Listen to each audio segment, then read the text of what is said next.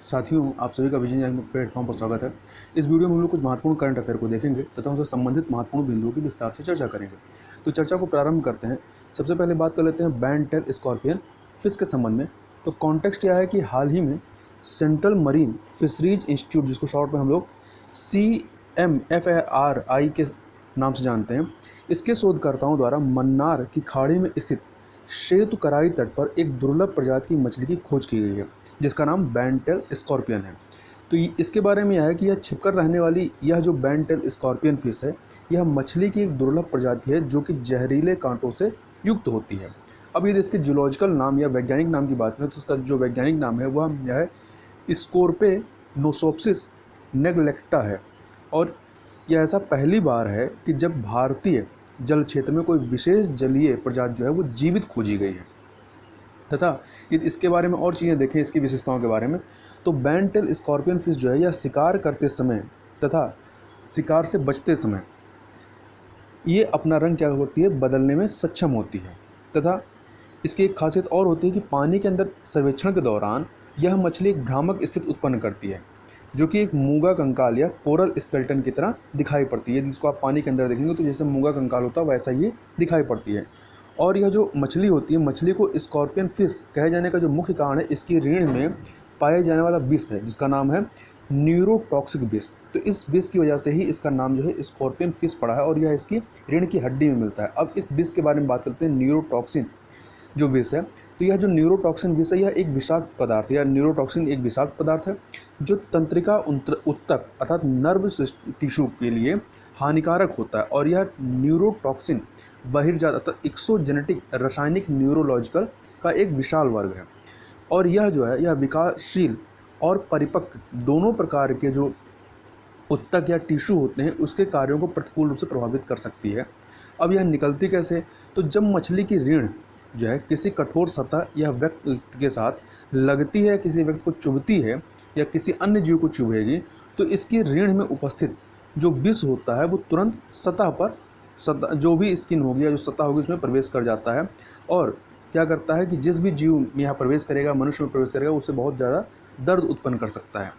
अब हम लोग यहाँ पर जो मन्नार की खाड़ी जहाँ पर इसको पाया गया उस मन्नार की खाड़ी के बारे में थोड़ी चर्चा कर लेते हैं।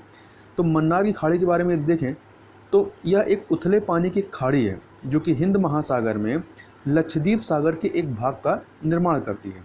और यह खाड़ी भारत के दक्षिण पूर्व सिरे और श्रीलंका के पश्चिमी तट पर स्थित है तथा भारत के रामेश्वरम द्वीप से लेकर के श्रीलंका के मन्नार द्वीप तक चूना पत्थर से बने द्वीपों की एक सेतु, जिसे रामसेतु के नाम से जानते हैं। तो रामसेतु नामक एक श्रृंखला इस खाड़ी को पाक खाड़ी तथा जो पाक जल डमरू मध्य है उससे पृथक करने का कार्य करती है।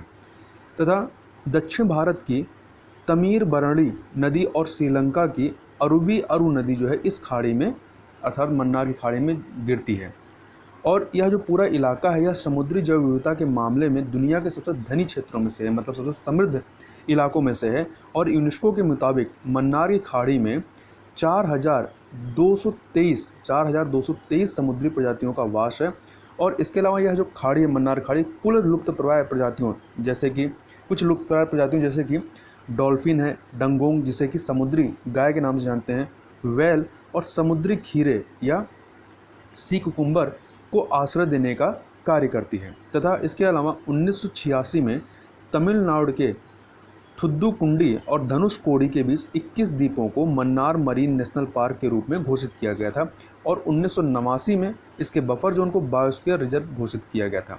तथा यदि अब जो श्वेतकराई तट जहाँ पर इसको पाया गया है उसके बारे में बात करें तो यह तमिलनाडु का प्रमुख तीर्थ स्थल है। तथा यहाँ पर थोड़ा सा हम लोग मैप में देख लेते हैं जो मन्नार की खाड़ी है। तो यहाँ पर देख सकते हैं ये आपकी गल्फ ऑफ मन्नार है और इधर पाक स्टेट है। और ये आपका राम सेतु है जो इन दोनों को पृथक करने का कार्य करती है। और इधर आप ये जो है आपका लक्षद्वीप सागर का भाग है। तथा अब जो सतकेशु श्वेतकराई जो के तट के बारे में बात कर रहे थे, ऐसी मान्यता है कि भगवान राम ने लंका तक जाने के लिए श्वेतकराई से ही जो राम सेतु पुल का निर्माण किया था वो यहीं से इन्होंने निर्माण किया था। अब बात कर लेते हैं CMFRI जिसने इस प्रजाति को खोजा है, या जिसका हिंदी में नाम है केंद्रीय समुद्री मत्स्यिकी अनुसंधान संस्थान, या इंग्लिश में इसका पूरा नाम है central marine fisheries research institute. यह भारत सरकार द्वारा 3 फरवरी 1947 को कृषि और किसान कल्याण मंत्रालय के तहत स्थापित किया गया था, और यह 1967 में भारतीय कृषि अनुसंधान परिषद, जिसको शॉर्ट में ICAR कहते हैं, इसमें शामिल हो जाता है। और यह दुनिया में एक प्रमुख उष्णकटिबंधीय समुद्री मत्स्य अनुसंधान संस्थान है। और इसका मुख्यालय कहाँ है, तो याद रखिएगा, इसका मुख्यालय पूछा जा सकता है, तो इसका मुख्यालय कहाँ पर है, केरल के कोच्चि शहर में है। आगे चलते हैं, आगे बात कर लेते हैं विश्व दुग्ध दिवस के बारे में या वर्ल्ड मिल्क डे के संबंध में। तो वैश्विक स्तर पर दुग्ध के महत्व को उजागर करने के लिए प्रतिवर्ष 1 जून को विश्व दुग्ध दिवस मनाया जाता है, और पहली बार जो यह दिवस 2001 में मनाया गया था, तथा यह जो दिवस मनाने की जो शुरुआत है, विश्व दुग्ध दिवस की शुरुआत जो है, सर्वप्रथम संयुक्त राष्ट्र के खाद्य एवं कृषि संगठन अर्थात FAO इसके द्वारा इसको प्रारंभ किया गया था। फूड एंड एग्रीकल्चर ऑर्गेनाइजेशन के द्वारा प्रारंभ किया गया था। यदि इस बार की जो थीम की बात करें कि 2020 की थीम क्या है, तो 2020 की थीम है कि विश्व दुग्ध दिवस की 20वीं वर्षगांठ, चूँकि 2001 में प्रारंभ हुआ था तो 20 साल पूरे हो रहे हैं, तो इसकी थीम भी यही रखी गई है, विश्व दुग्ध दिवस की 20वीं वर्षगांठ या 20th anniversary of world milk day. अब यदि इसके पिछले वर्ष की थीम की बात करें तो 2019 की जो थीम थी वह थी drink milk today and every day. तो दोनों याद रखिएगा जिससे कि कन्फ्यूजन ना हो जाए कि कौन सा किस वर्ष का है। तथा यदि भारत के बारे में बात करें, भारत जो है विश्व का सबसे बड़ा दुग्ध उत्पादक है। भारत में 150 मिलियन टन से अधिक दुग्ध का उत्पादन किया जाता है। इसके अलावा भारत में प्रत्येक वर्ष 26 नवंबर को राष्ट्रीय दुग्ध दिवस मनाया जाता है। तो विश्व दुग्ध दिवस 1 जून को होता है, और जो भारत का राष्ट्रीय दुग्ध दिवस है या नेशनल मिल्क डे, यह 26 नवंबर को मनाया जाता है। और भारत में यह जो दिवस है, राष्ट्रीय दुग्ध दिवस, यह श्वेत क्रांति के जनक डॉक्टर वर्गीज कुरियन के जन्मदिन के रूप में मनाया जाता है। अब थोड़ी चर्चा, ये खाद्य कृषि संगठन है, खाद्य एवं कृषि संगठन FAO, food and agriculture organization, तो यह संयुक्त राष्ट्र संघ तंत्र की सबसे बड़ी विशेषज्ञता प्राप्त एजेंसियों में से एक है। तो याद रखिएगा, यह संयुक्त राष्ट्र संघ की एक विशेषीकृत एजेंसी है, जिसकी स्थापना वर्ष 1945 में कृषि उत्पादकता और ग्रामीण आबादी के जीवन निर्वाह की स्थिति में सुधार करते हुए पोषण तथा जीवन स्तर को उन्नत बनाने के उद्देश्य से की गई थी। और इसका मुख्यालय कहाँ है, तो इसका मुख्यालय इटली के रोम शहर में स्थित है। आगे चलते हैं, आगे बात कर लेते हैं मिसाइल पार्क, जिसका नाम है अग्निप्रस्थ। तो यदि सीधे सीधे नाम दे परीक्षा में कि अग्निप्रस्थ हाल ही में चर्चा में, तो क्या है, तो याद रखिएगा एक मिसाइल पार्क है। तो कॉन्टेक्स्ट देख लेते हैं कि हाल ही में भारतीय पूर्वी नौसेना कमान, इसको इंग्लिश में कहें तो Eastern Naval Command ENC, INS Kalinga या INS कलिंगा दोनों कह सकते हैं, इसमें एक मिसाइल पार्क जिसका नाम है अग्निप्रस्थ, इसकी आधारशिला रखी गई है। इस पार्क को उन सभी अधिकारियों, नाविकों और सहायक कर्मचारियों को समर्पित किया जाएगा जिन्होंने वर्ष 1981 में पूर्वी नौसेना कमान की स्थापना के बाद से INS के ऑफ सपोर्ट बेस में अपनी सेवाएं प्रदान की है। मतलब जब 1981 में इसकी स्थापना की जाती है, उसकी स्थापना के बाद से जो भी यहाँ के अधिकारी, नाविक और सहायक कर्मचारी हैं, उनको समर्पित किया गया है इस पार्क को। तथा वर्ष 2018-19 में INS कलिंगा को प्रतिष्ठित यूनिट प्रशस्ति पत्र का पुरस्कार भी दिया जा चुका है। और पार्क की स्थापना का जो उद्देश्य है वह वर्ष 1981 से अब तक INS कलिंगा या INS कलिंग के मिसाइल इतिहास से लोगों को परिचित कराना है। और इस मिसाइल पार्क की स्थापना जो है मिसाइलों और ग्राउंड सपोर्ट जो इक्विपमेंट है उनकी प्रतिकृति के साथ की जाएगी। मतलब यहाँ पर जो भी मिसाइलें और जो ग्राउंड सपोर्ट इक्विपमेंट है उनकी प्रतिकृति यहाँ पर लगाई जाएगी। ऐसे मिसाइल और ग्राउंड सपोर्ट इक्विपमेंट जो यूनिट द्वारा नियंत्रित मिसाइलों के विकास को प्रदर्शित करती हैं। अब थोड़ी चर्चा हम लोग INS कलिंगा के बारे में बात कर लेते हैं। तो INS कलिंगा जो है यह भारतीय नौसेना का पूर्वी नौसेना कमान क्षेत्र है। INS कलिंगा को 21 नवंबर 1985 में कमीशन किया गया था और यह विशाखापत्तनम, आंध्र प्रदेश के विशाखापत्तनम में स्थित है। यह पूर्वी बेड़े के जहाज़ों के लिए उन्नत मिसाइलों को तैयार करने, भंडारण और वितरित करने के लिए जिम्मेदार है। और यहाँ याद रखिएगा कि भारतीय नौसेना के 3 कमान है। मतलब भारतीय नौसेना में 3 कमान है, कौन कौन से और उनके मुख्यालय कौन है। तो पहला है पश्चिमी नौसेना कमान, जिसका मुख्यालय मुंबई में है। दूसरा है पूर्वी नौसेना कमान, जिसके बारे में भी हम लोग चर्चा कर रहे थे, इसका मुख्यालय कहाँ है? विशाखापत्तनम, आंध्र प्रदेश में। और तीसरा है दक्षिणी नौसेना कमान, जिसका मुख्यालय कहाँ है? केरल के कोच्चिन में है। आगे चलते हैं, आगे बात कर लेते हैं थॉड के संबंध में। तो थॉड क्या है? ये पूछ ले सीधे थे कि थॉड अभी हाल ही में चर्चा में थी, क्या है?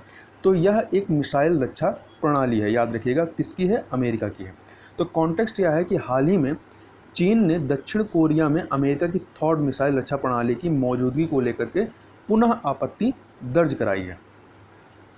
दक्षिण कोरिया में स्थित अमेरिकी बेस में ये जो मिसाइल रक्षा प्रणाली है, इसके नए संस्करण की तैनाती किए जाने की सूचना के बाद चीन ने यह आपत्ति दर्ज कराई। यहाँ पर पहले से ही इसको स्थापित किया गया था, अभी हाल ही में इसका नया संस्करण यहाँ पर स्थापित किया गया, मतलब पुराने को प्रतिस्थापित करके नया लगाया गया है। तो इसी को लेकर के चीन ने आपत्ति दर्ज कराई है। अब इसको लगाया क्यों गया था यहाँ पर? तो उत्तर कोरिया द्वारा, जो कि दक्षिण कोरिया का पड़ोसी है, तो उत्तर कोरिया द्वारा बैलिस्टिक मिसाइलों के परीक्षण के मद्देनज़र अमेरिका ने संभावित हमलों के खिलाफ एक जवाबी कार्रवाई के लिए दक्षिण कोरिया में थॉड मिसाइल रक्षा प्रणाली की तैनाती की थी, कि जिससे कि उत्तर कोरिया यदि भविष्य में कभी बैलिस्टिक मिसाइल से हमला कर सके तो उससे बचाव किया जा सके। अब हम लोग थोड़ा सा थॉड मिसाइल जो रक्षा प्रणाली है इसके बारे में बात कर लेते हैं। तो थॉड का पूरा जो नाम है वह है terminal high altitude area defence, जिसे विश्व की सर्वश्रेष्ठ मिसाइल रक्षा प्रणालियों में से गिना जाता है।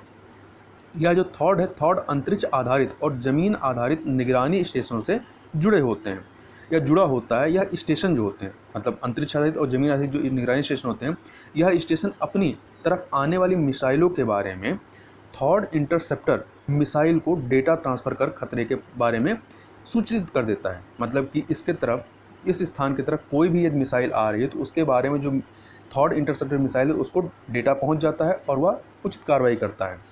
और यह जो थॉड मिसाइल रक्षा प्रणाली है, यह 200 किलोमीटर दूर तक, मतलब इसकी जो रेंज है वह 200 किलोमीटर दूर तक और 150 किलोमीटर की ऊंचाई तक मार करने में सक्षम है। और इसकी जो टेक्नोलॉजी है, वो टेक्नोलॉजी क्या कहलाती है? हिट टू किल, मतलब कि सामने से आ रहे हथियार को ये रोकती नहीं है बल्कि उसे पूरी तरीके से नष्ट कर देने का कार्य करती है। अब चूँकि यहाँ पे यह जो मिसाइल रक्षा प्रणाली की बात हुई, तो यहाँ पर थोड़ा सा भारत के संदर्भ में बात करें तो भारत ने भी अभी हाल ही में इसी प्रकार की रक्षा प्रणाली जो है रशिया से खरीदी है। रशिया से खरीदने के लिए समझौता किया है। अभी भारत को मिला नहीं है, 2021 तक मिलने की उम्मीद है। तो भारत ने रूस से S-400 एयर डिफेंस सिस्टम खरीदने के लिए समझौता किया है। इस S-400 का जो पूरा नाम है वो S-400 ट्रिम्फ है तथा यह रूसी मिसाइल रक्षा प्रणाली है। तथा इसके बारे में और ये बात करें तो रूस की अल्माज केंद्रीय डिजाइन ब्यूरो द्वारा 1990 के दशक में विकसित यह वायु रक्षा प्रणाली जो है करीब 400 किलोमीटर के क्षेत्र में शत्रु के विमान, मिसाइल और यहाँ तक कि ड्रोन को नष्ट करने में सक्षम है। और यह जो S-400 प्रणाली जिसे भारत खरीद रहा है, यह S-300 का उन्नत संस्करण है।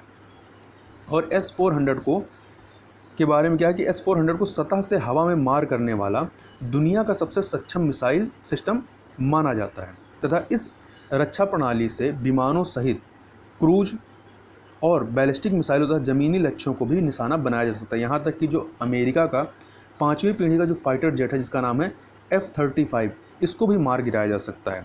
और इस प्रणाली में एक साथ 3 मिसाइल दागी जा सकती हैं और प्रत्येक चरण में 72 मिसाइलें शामिल हैं जो 36 लक्ष्यों पर सटीकता के साथ मार करने में सक्षम है। और ध्यान दीजिएगा कि केवल इकलौता भारत नहीं जो इसको खरीद रहा है, चाइना इसको पहले खरीद चुका है और तुर्की ने भी हाल ही में इसको खरीदा है। आगे चलते हैं, आगे बात करते हैं नंबर 18 फ्लाइंग बुलेट्स के संबंध में। तो यदि पूछा जाए परीक्षा में कि नंबर 18 फ्लाइंग बुलेट्स क्या है, तो याद रखिएगा यह जो है आपका भारतीय वायुसेना का एक नया स्क्वाड्रन है। तो इसके बारे में और बात कर लेते हैं। तो भारतीय वायुसेना जो है वो कोयम्बटूर जो कि तमिलनाडु में है, इसके निकट सुल्लूर बेस पर लाइट कॉम्बैक्ट एयरक्राफ्ट LCA के बेड़े, जिसमें कि लाइट कॉम्बैक्ट एयरक्राफ्ट तेजस जैसे लड़ाकू विमान शामिल हैं, इसके साथ अपने स्क्वाड्रन को संचालित करने के लिए तैयार है, जिसे नंबर 18 फ्लाइंग बुलेट्स कहा जाता है। तो अभी भारतीय वायुसेना ने अपना नया स्क्वाड्रन जिसका नाम है नंबर 18 फ्लाइंग बुलेट्स, तो यह भारतीय वायुसेना का 45वां स्क्वाड्रन है और तेजस युक्त जिसमें ऐसे स्क्वाड्रन जिसमें तेजस शामिल है, उस प्रकार से यह तेजस युक्त दूसरा स्क्वाड्रन है। तो दोनों चीज़ याद रखिएगा, ऐसे तो 45वां है, परंतु तेजस युक्त यह दूसरा स्क्वाड्रन है। इसके संबंध में और बात करें तो इसे वायुसेना प्रमुख एयर चीफ मार्शल द्वारा लॉन्च किया गया है, और इस स्क्वाड्रन का जो आदर्श वाक्य है वह क्या है, तीव्र और निर्भय है। तथा यह जो है यह आधुनिक बहुभूमिका वाले हल्के लड़ाकू विमान के साथ संचालन करने वाला दूसरा भारतीय वायुसेना स्क्वाड्रन होगा। मतलब तेजस जैसे हल्के लड़ाकू विमान के साथ संचालन करने वाला यह दूसरा भारतीय वायुसेना का स्क्वाड्रन है। वैसे तो ये 45वां है। तथा जो पहला जो इसका स्क्वाड्रन था, इसमें तेजस जैसे विमान शामिल थे, वह वर्ष 1965 में स्थापित किया गया था, और उसका नाम जो था नंबर 18 स्क्वाड्रन, इसका गठन किया गया था 1965 में। अब थोड़ी सी चर्चा हम लोग तेजस के बारे में कर लेते हैं, क्योंकि तेजस पिछले वर्ष भी काफ़ी चर्चा में था और इस वर्ष भी शुरुआत में काफ़ी चर्चा में रहा है। तो तेजस जो है यह एक स्वदेशी हल्का लड़ाकू विमान है, या इंग्लिश में कहें तो इंडिजीनियस लाइट कॉम्पैक्ट एयरक्राफ्ट है, जिसे विमान विकास एजेंसी या एरोनॉटिकल डेवलपमेंट एजेंसी एडीए तथा हिंदुस्तान एरोनॉटिक्स लिमिटेड या हॉल के द्वारा संयुक्त रूप से विकसित किया गया है। तथा यह सबसे छोटे हल्के वजन का एकल इंजन, याद रखिएगा कि तेजस जो है एकल इंजन है, डबल इंजन नहीं है, एकल इंजन युक्त बहुभूमिका निभाने वाला एक सामरिक लड़ाकू विमान है। इसको इंग्लिश में कहें तो multi role tactical fighter aircraft है, और यह चौथी पीढ़ी का लड़ाकू विमान है। तो याद रखिएगा चौथी पीढ़ी का, 4th जनरेशन का है, और इस सुपरसोनिक लड़ाकू विमान को सबसे हल्का और अपनी तरह का सबसे छोटा विमान माना जाता है।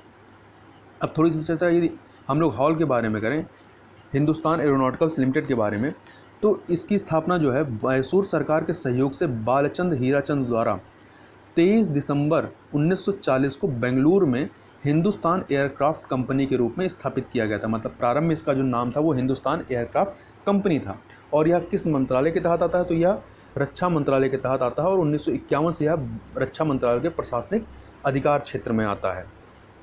आगे चलते हैं, आगे बात करते हैं विश्व तंबाकू निषेध दिवस के संबंध में, या वर्ल्ड नो टमाकू डे। तो यह प्रत्येक वर्ष 31 मई को WHO विश्व स्वास्थ्य संगठन और वैश्विक साझेदारों द्वारा वैश्विक तंबाकू निषेध दिवस मनाया जाता है। और यदि इसकी थीम की बात करें कि इस बार की इसकी थीम क्या है, तो इसकी थीम है युवाओं को तंबाकू आधारित उद्योगों की नकली वस्तुओं से बचाना और उन्हें तंबाकू और निकोटीन के उपयोग से रोकना है। यदि इसको इंग्लिश में देखें तो protecting youth from industry manipulation and preventing them from tobacco and nicotine use. इस दिवस को मनाने का जो उद्देश्य है वह तंबाकू के हानिकारक उपयोग एवं प्रभाव के विषय में जागरूकता फैलाना तथा किसी भी रूप में तंबाकू के उपयोग को हतोत्साहित करना है। तथा जो तंबाकू यह गंभीर और अक्सर घातक स्थितियों जैसे कि हृदय रोग और फेफड़ों में कैंसर उत्पन्न करने वाले मुख्य कारणों में से एक माना जाता है। इसके अलावा तंबाकू के धुएं में हजारों रसायन पाए जाते हैं, जिनमें कम से कम 70 रसायन जो होते हैं कैंसर का कारण बनते हैं।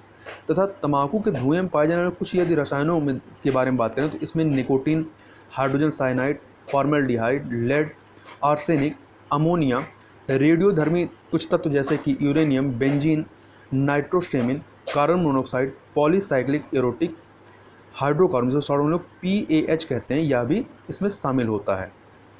आगे चलते हैं, आगे बात करते हैं बॉबी जो मोरो के संबंध में। तो 1956 के मेलबर्न ओलंपिक में 3 स्वर्ण पदक जीतने वाले धावक बॉबी जो मोरो का 84 वर्ष की उम्र में निधन हो गया। याद रखिएगा मेलबर्न ओलंपिक में भारत ने हॉकी में स्वर्ण पदक जीता था। तथा मेलबर्न ओलंपिक में वर्ष 1956 में ये जो मोरो हैं, इन्होंने 100 मीटर, 200 मीटर और 4 क्रॉस 100 मीटर में स्वर्ण पदक जीता था, और वे अमेरिका के एथलीट JC ओवेंस के बाद ऐसा करने वाले दूसरे एथलीट बन गए थे। और इसके बाद में, इन दोनों के बाद में, अमेरिका के कार्ल लुइस और जमैका के उसेन बोल्ट ने भी यह उपलब्धि प्राप्त की थी कि एक ओलंपिक में 3 स्वर्ण पदक दौड़ में जीतने का। तथा जो मोरो जो है, इनका जन्म 15 अक्टूबर 1936 को अमेरिका के टेक्सास में हुआ था, और इन्हें वर्ष 1975 में national track and field hall of fame के लिए भी चुना गया था। तो इस प्रकार से हमने यहाँ पर कुछ महत्वपूर्ण करंट अफेयर को देखा। तो इस वीडियो में बस इतना ही, मिलते हैं नेक्स्ट वीडियो में, तब तक के लिए बहुत बहुत धन्यवाद।